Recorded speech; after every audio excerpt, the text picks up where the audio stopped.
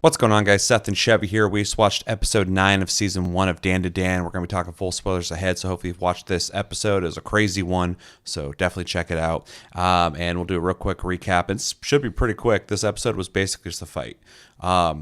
Continues from the last episode. We get the reveal that Ira is merged with Silky, so she has abilities, and Akarun is naked, and he's struggling with that.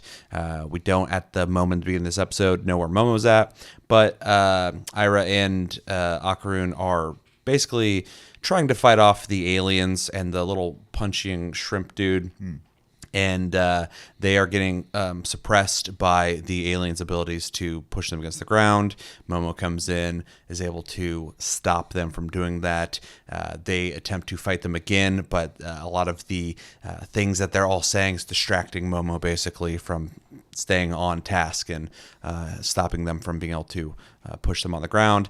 The fight continues on, gets really crazy. The aliens end up turning their boxing dude into like a shrimp underwater dude.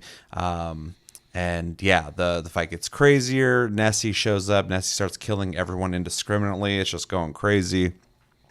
The whole area turns into like a water realm where they're all of them are struggling with being above water, underwater, trying to attack. It's fucking chaos. This whole episode was wild. We'll talk about it. The imagination was just, I was like, someone thought of this. That's crazy.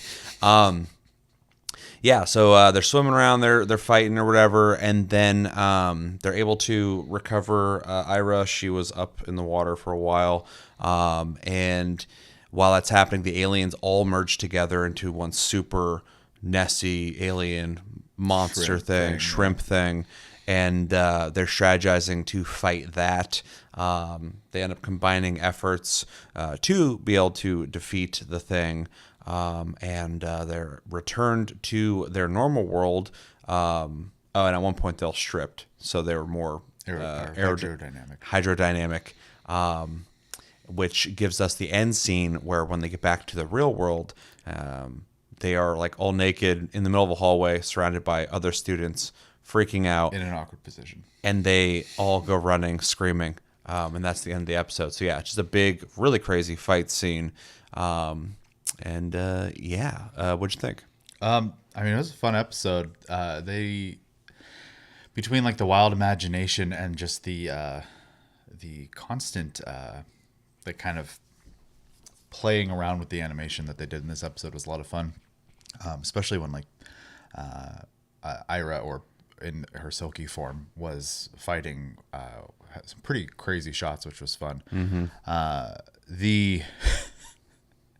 The entire, like, them still, like, having their teenage problems while in the middle of a fight was very ridiculous as well, because Momo couldn't just, like, drop the fact, like, that there was this awkward moment before in the middle of a fight, and so it kept, like, making them screw up. Yeah, and even later when they're, like, running, Akarun and Momo, they stopped to like try to clarify what happened earlier in like the normal world. So, and one thing that you're saying that I want to touch on is it's really interesting how we'll watch a lot of animes and you'll have serious stuff, fight scene, humor to kind of like give some levity or whatever.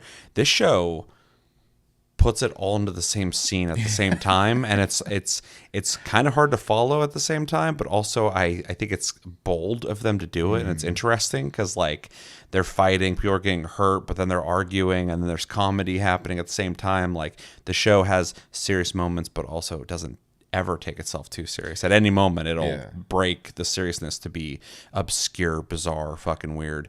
And this episode definitely showed that. Yeah, and the show's shown it can do serious for sure. Yeah. We saw that. We saw absolutely. That. Yeah. And I think this has been more on the fun side, anyways, because this has mostly been an introduction to Silky's transformation. Yeah. But you had a moment where they like stopped and talked for a second. Yeah. That was supposed to be, you know, more of a touching scene where he was showing that, you know, he cares about her. But it's like in the middle of this scene where, you know, people are struggling to stay underwater to shoot at them and like or punch at them, and it's just ridiculous. Right. I also like how even though Ira's a woman, the aliens still refer to her reproductive organs as banana organs. Yeah, they've been saying that forever. I'm like, why do they call all of it that? Yeah, but it's just a blanket term for them, basically. yeah, Yeah, and then of course I hate that their tools basically come from their crotch. So yeah. I know it's supposed to be both awkward and humorous, and it succeeds in that. Well, I already hate them because they're annoying. They look stupid, but then those things come out. I'm like, these guys suck. So it's a good villain, I guess. Yeah. Let's see. I love the way they have done the silky form for Ira. It looks very cool. When the mask is completely on, it's like just full kind of like creepy and gross, which I kind of said this before, and I've seen other people say this online too, but the masks in this show really remind me of Bleach. It's really weird. Yeah. Like, so kind of fun for me in that way, because like it's one of my favorite parts about Bleach's style is when they start doing the mask stuff. So Well, and that's like they're Shin Megami, right? Shinigami, yeah. In Bleach, and in this, they're dealing with spirits, death. So there might be some kind of connective tissue there of like One of the hollows that lore. have the masks, which are dead people, basically. Okay, So that makes sense. So So maybe there's something there. yeah, and it's fun. I like it a lot. It's like creepy and cool looking at the same time.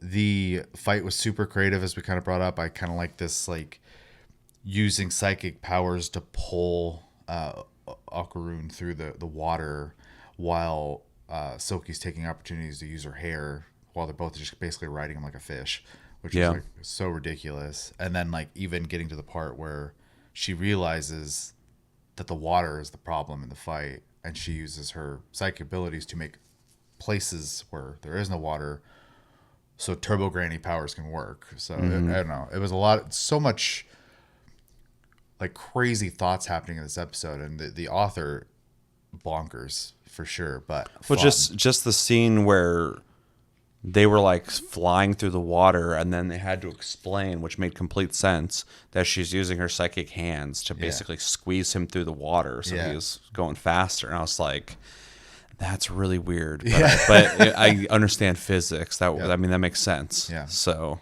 Yeah, it was a weird, in a good way, episode. Like super creative, very smart in its creativity as well. Yeah. So, and overall it's fun. And then the ending was just like really good, humorous moment to Ridiculous. end on. Yeah. You? I really liked the episode. I thought it was a lot of fun. I kind of appreciate that it was just a straight up full episode of just like, a fight scene, basically. We got a lot of the comedy that we're talking about already in there that definitely gives this show its character. But also the other thing that gives this show its character is its bizarre creativity. Which you saw a lot of. Half the time I'm watching and I'm interpreting everything that's happening, but also I'm like having to stay on top of it because the scenes go boom, boom, boom, boom, boom. All of a sudden Nestie's here, boom, boom, boom. Things are getting killed, boom, boom, boom. They mention, oh, it's killing everybody. And it's like, okay. And then they're transforming that boxing worker dude to the shrimp thing. And I'm just like, okay, things are changing really quickly here. And then you have three characters who have very specific abilities. They don't have like these, maybe they do later, I don't know, but like they have very specific abilities and not a wide range of things that they can do outside of like, I can go really fast, I can use my hair, although she does kind of like do some martial arts, ballet stuff. And then Momo just has her psychic hands. But when mixed together, there's a lot of crazy things that they're doing.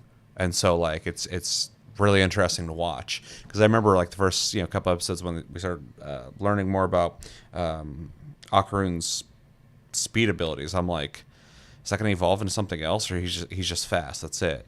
But now we're seeing, at least where we're at now, that with three people, the possibilities start expanding, and they're basically using each other to accomplish things. So that's kind of interesting. Yeah, we even saw that in the original Silk episode, where she basically was being Spider-Man with her psychic powers while he was just going fast. So.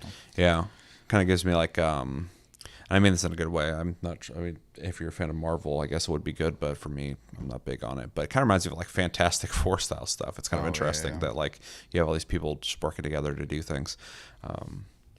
The whole water realm thing was also really interesting. Completely changing the stage for the fight and having to change the dynamics. Also refreshing to see that it didn't just only negatively affect them, it also affected the people fighting them. So that was kind of cool to see. And then the finale was really interesting too, the way they worked together to beat that stupid, what was it doing, compression water ability. Yeah, it was taking water, sucking it in and blowing out really blasting it hard, out like really hard. Godzilla. Yep.